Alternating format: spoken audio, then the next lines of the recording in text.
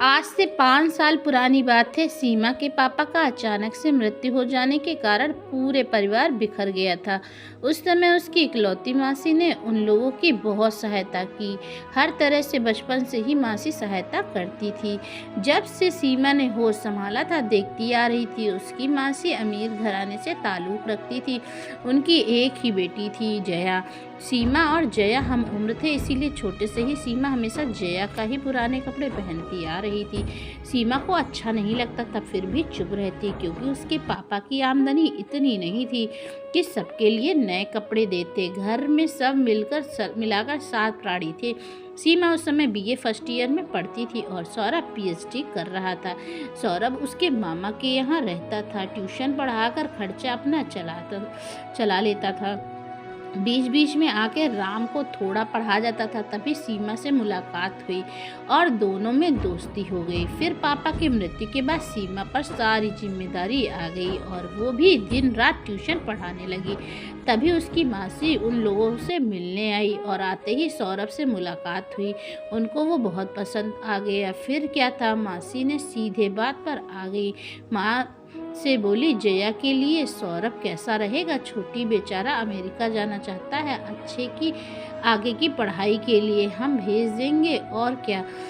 माँ हाँ में सिर हिला दी, क्योंकि माँ को पता था सब। फिर भी चुप रही। मासी से सब बात पक्की करके अपने घर चली गई शादी की तैयारी करने के लिए। सीमा को जब पता चला तो वह बहुत रोई।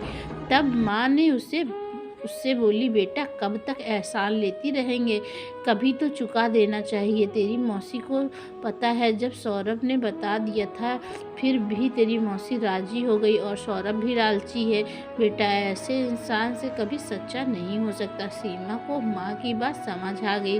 फिर उसके बाद सीमा सौरभ से कभी नहीं मिली। इन 5 सालों में सब बदल गया था। सीमा एक मल्टीनेशनल कंपनी में अच्छे पद पर काम करती है। राम अपनी पढ़ाई पूरी करने के लिए विदेश जा चुका है। सीमा ने अपने 2 छोटी बहनों की शादी अच्छे घर में कर दी है। सबसे छोटा भाई इस बार बीएससी फाइनल कर देगा। अब मासी से मुलाकात कम होती है, वो भी कम आती है। जया की शादी के 1 साल बाद सौरभ विदेश चला गया था। 4 साल बाद लौटा, वो भी जया की मौत की खबर सुनकर। जया का दिल बचपन से ही कमज़ोर था। फिर पति की बेरुखी के कारण उसको बहुत टेंशन होती थी और एक दिन उसकी हृदय गति रुक गई। उन दोनों का एक बेटी भी है। कल रात को मौसी का फ़ोन आया था। माँ से बोली थी, सौरभ से अगर शादी कर लो तो बच्ची को माँ मिल जाएगी और हमारे घर को एक सहारा है। आज सीमा को जवाब देना था।